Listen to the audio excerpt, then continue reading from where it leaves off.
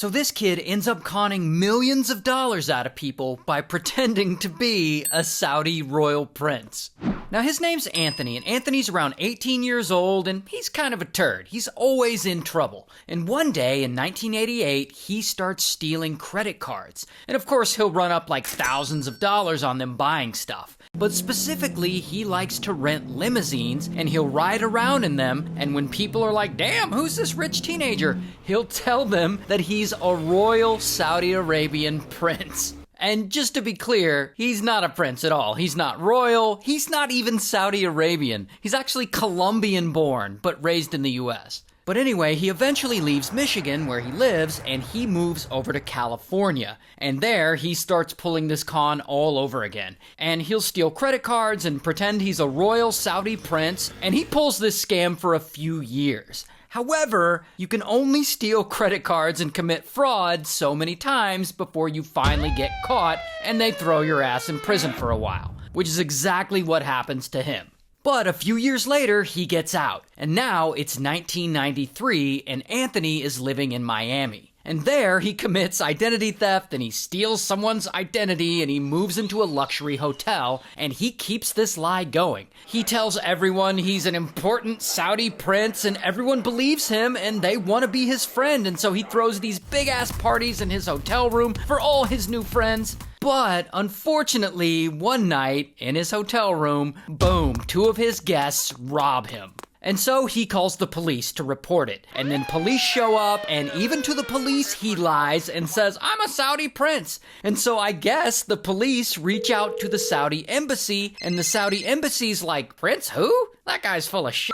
And so eventually, bam, Anthony is arrested, and he goes to jail. And he's actually there for quite a while, because it's not until about a year later that he gets out on bail. Then he goes right back to scamming. He goes to an American Express office and he tells them he's a Saudi prince and that not only was his credit card stolen, but that card had a $200 million credit limit. And then he screams at the agent to get his way, and by some miracle, I guess this works, and they give him a new American Express card with a $200 million spending limit. But, unfortunately for him, it's not long before, bam, he's caught again. And he actually gets caught a bunch of times. Here's his mugshot. And also, here's another mugshot from a different time he got caught. But anyway, bro goes to prison a couple of times because he just won't stop telling people that he's a Saudi prince and conning them. And around 15 years go by. And at this point, you would think that Anthony would give up. But no. Not only has he not given up, he keeps trying to perfect this scheme and make himself more and more believable as this fake prince. And one day in 2015, he decides he wants to level up. And that is when he meets this guy,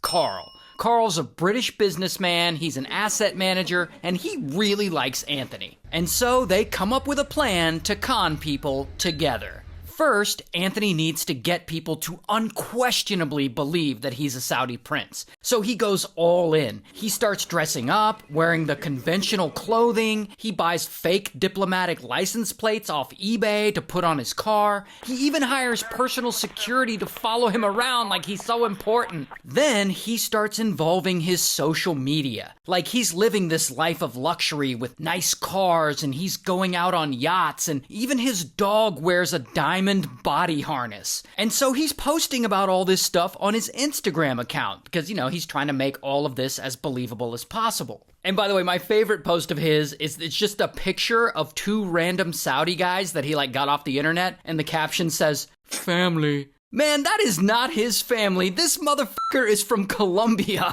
So anyway, Anthony and Carl set up a fake investment company for Anthony the Fake Prince, and they start recruiting people with money to invest in it. And to their credit, this actually works, because pretty quickly they've conned 26 investors into giving them over $8 million.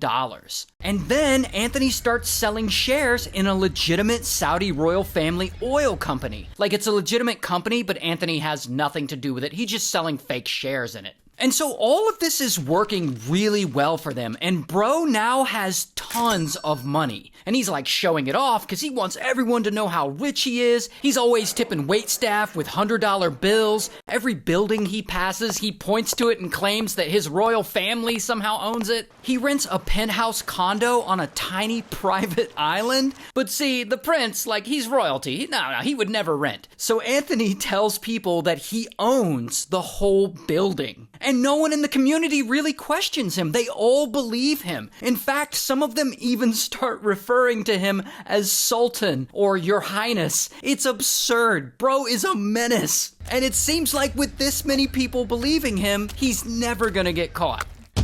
Until one day in 2017, Anthony finally screws up because he meets an actual billionaire. This guy, Jeffrey. And now Jeffrey, he owns a nice hotel in Miami Beach, and he's looking for someone to buy a 30% stake in it. And so Anthony hears about this and he's like, I'm a prince. I'll invest $140 million into this deal. Even though he doesn't have that kind of money, I guess he just wants to pretend to be rich. And so Jeffrey is like, sweet, I found a buyer. And the two of them start hanging out a bit, like they kind of become friends. But then Anthony starts telling Jeffrey that Jeffrey needs to shower him with gifts because that's what's customary back in his home country of Saudi Arabia, and it's a sign of respect. And so Jeffrey does, because he doesn't want to be rude. And so he starts buying him jewelry and expensive art, and he takes him on flights in his private jet. Jeffrey is really trying to win this prince over. But then, of course, this whole plan starts falling apart.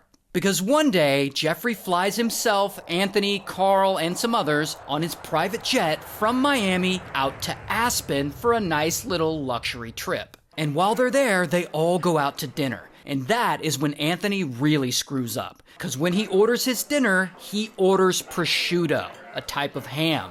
And Jeffrey notices this and he's like, wait a minute, isn't the Saudi royal family Muslim? Isn't pork forbidden for Muslims? So now he's suspicious. And so he has his team low-key start investigating Anthony, calling around, asking people about him. So then later, someone calls Anthony and tips him off like, hey, some of Jeffrey's people are calling around asking about you. And Anthony knows he's about to get exposed, and so to try and get out of this, he doubles down. In front of everyone, he makes a scene, and he has a huge meltdown, screaming at everyone, how dare you doubt me? I'll sue you. I've never been so disrespected in my life. I mean, it gets really intense, and everyone goes back to their hotel room mad. The next day at breakfast, the prince's team tells Jeffrey, hey, to keep the prince interested in purchasing your hotel, you need to buy him a nice gift, like something worth at least $50,000. And of course, this makes Jeffrey even more suspicious. But he plays along. He's like,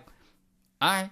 But eventually, he gets the FBI involved, and they investigate. And as soon as the FBI sees photos of Anthony and they see his messed up teeth, they're now certain that he's a fraud. Because apparently Saudi royals are known for taking care of their teeth, and Anthony's teeth, they're not in the best shape. Anyway, so eventually, bam, they go and arrest him. Here's his mugshot. And since this is actually the 11th time he's been arrested for this con, he gets sentenced to 18 years in prison.